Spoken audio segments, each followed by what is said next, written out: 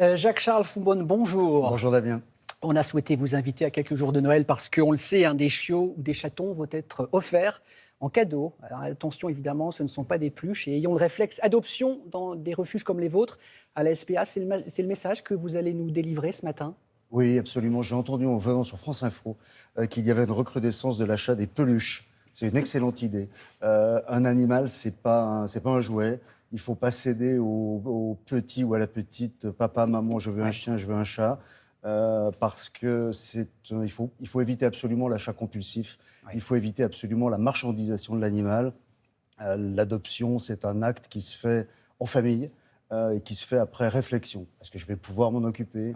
Est-ce que je vais pouvoir être là la journée ? Est-ce que j'aurai le budget ? Est-ce que j'aurai le budget ? Ça coûte à peu près 1 000 € par an d'avoir un chien. 1 000 € par an ? Oui, parce qu'il y a les vaccins, il y a l'entretien, il y a la nourriture, il y a tout un tas de choses qui rentrent en compte. On voit des fois arriver des gens avec des animaux qu'ils ont achetés et puis ils se rendent compte tout simplement qu'il ne faut pas payer l'entretien de l'animal.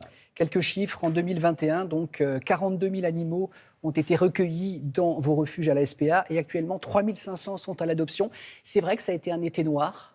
Oui, ça a été un été noir parce que ça a commencé très tôt. D'habitude, on est à saturation pour 7 500 animaux à partir de fin juillet, la dernière semaine de juillet. Là, ça a commencé pratiquement au 14 juillet. Il y a peut-être 2 effets. Oui. L'effet confinement sur les chats, l'absence de stérilisation. Et c'est une explosion du nombre de chats. Les 2 tiers de nos animaux sont des chats.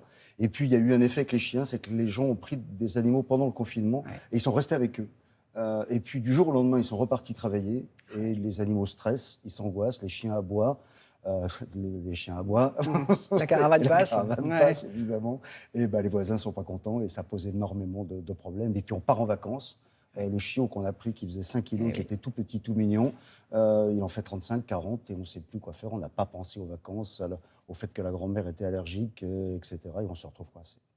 Vous venez de lancer votre campagne dite Feel Good de fin d'année.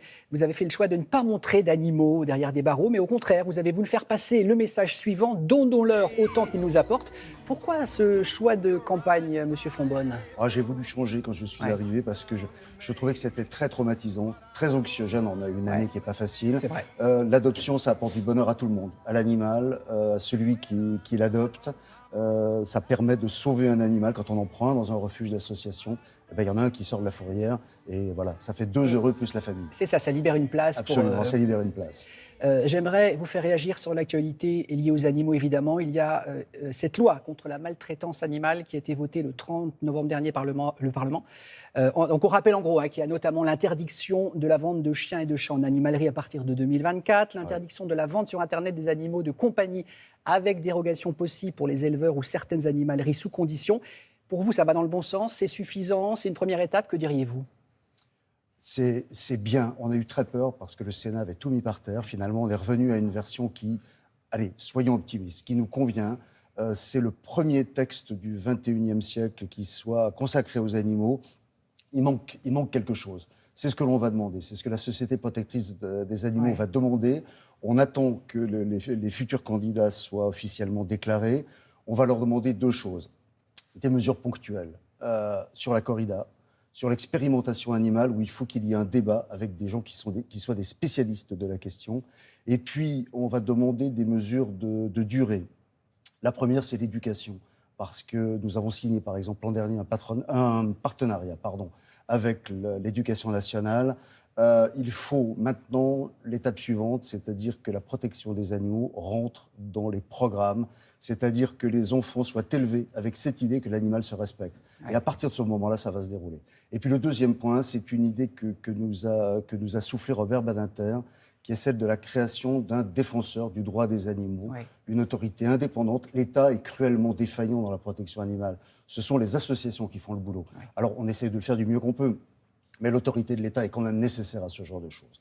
Un défenseur du droit des animaux indépendant, nommé par le président de la République, qui puisse fédérer toutes les énergies. Vous demandez donc que les candidats déclarés à la présidentielle se positionnent par rapport à la cause animale. Vous estimez à combien de pourcents les Français qui, au moment de glisser leur bulletin dans l'urne, tiendront compte de ces mesures en faveur des animaux ? C'est assez difficile à dire. Quelques pourcents ? Oui, quelques pourcents, mais je pense que ça peut effectivement peut-être faire basculer la décision des Français. Donc voilà, on attend ce qu'ils vont nous proposer. La Société protectrice des animaux est une association. On se refuse évidemment à faire de la politique, mais on n'a aucun scrupule à se faire draguer si c'est pour le bien de la protection animale. Dans l'actualité, il y a aussi la disparition programmée des animaux sauvages dans les cirques itinérants et les delphinariums. La position de la SPA, c'est quoi? C'est bien parce que ce sont des animaux qui ne vivent pas dans leur milieu naturel. À partir de là, la façon dont ils vivent est forcément contraire à leur mode de vie naturel. Il faut arrêter ça. Ça n'a plus de sens de promener des hippopotames dans des grandes baignoires ou des lions en cage. Qui tournent en cage, comme un lion en cage. On a tout dit. Ouais. Parlez-nous, Monsieur Fonbonne, de votre nouvelle plateforme, la-spa.fr. On y trouve quoi? Beaucoup de conseils. Alors, on y trouve. On a changé effectivement notre site il y a 3 semaines. On y trouve ce que l'on trouvait, c'est-à-dire je veux adopter près de chez moi ou je veux adopter plutôt tel genre d'animal, et on va vous orienter. Et puis, on a voulu faire quelque chose qui soit un peu feel good. Je ne suis pas un robot. Cliquez ici pour montrer que vous n'êtes pas un robot. Vous cliquez. Non, je ne suis pas un robot. Je suis un être humain. J'adopte comme un être humain. Donc, on est dans cette logique de rendre la chose sympa. Et puis, des conseils. Est-ce que vous avez pensé à ça? Est-ce que vous avez pensé pour l'animal à ce que l'on fait dans nos refuges, c'est-à-dire les règles de l'adoption responsable? On ne vient pas acheter un animal.